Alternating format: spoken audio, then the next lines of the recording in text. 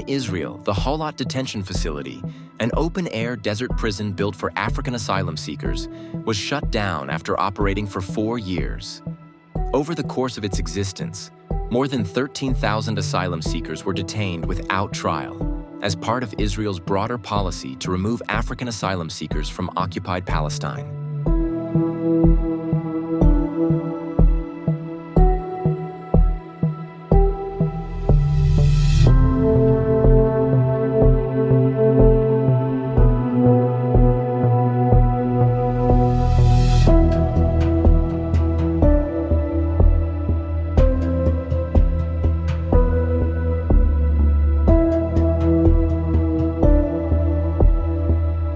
When Holot closed, hundreds of detainees were released, but with no place to go and no means of survival.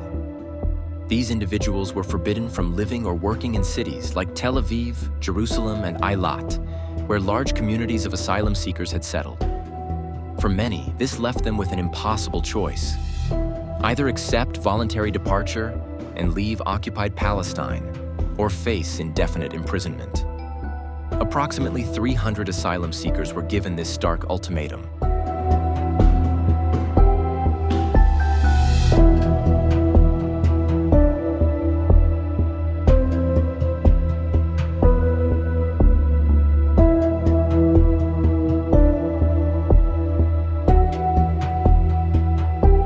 The closure of Holot is only one part of Israel's larger plan to deport tens of thousands of African asylum seekers.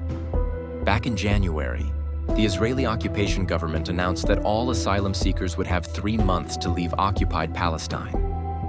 Those who remained by April 1st would face either indefinite imprisonment in Israeli prisons or deportation to countries like Rwanda or Uganda, countries that have both denied any official agreements to accept deported asylum seekers.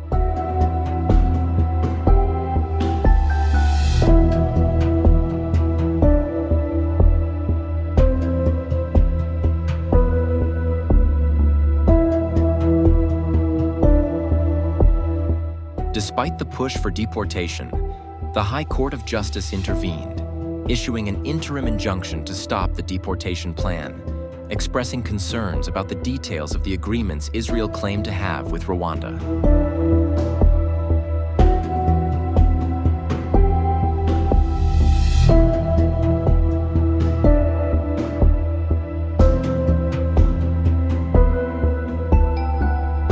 The Holot facility itself was established in 2013, following a series of tough anti-refugee measures passed by Israel.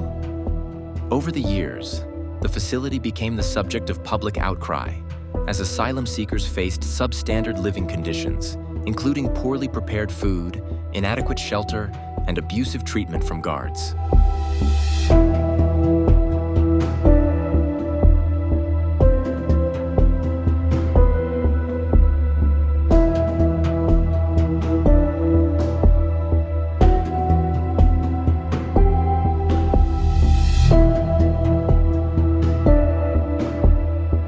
While the Israeli occupation government hoped that detention at Holot would pressure asylum seekers into leaving Israel, it did have some success. By 2017, almost 4,000 asylum seekers had voluntarily left for Rwanda and Uganda under a program meant to encourage departure. Others sought asylum in countries like Canada and in Europe. However, as of today, approximately 38,000 asylum seekers remain in occupation Palestine, many facing the looming threat of either deportation or imprisonment.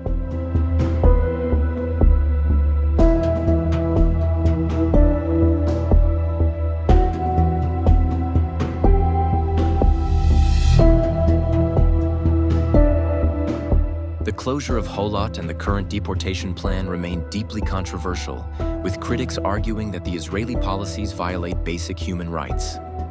Now, hundreds of asylum seekers find themselves released from Holot, but trapped in a state of uncertainty, waiting to see what will happen next.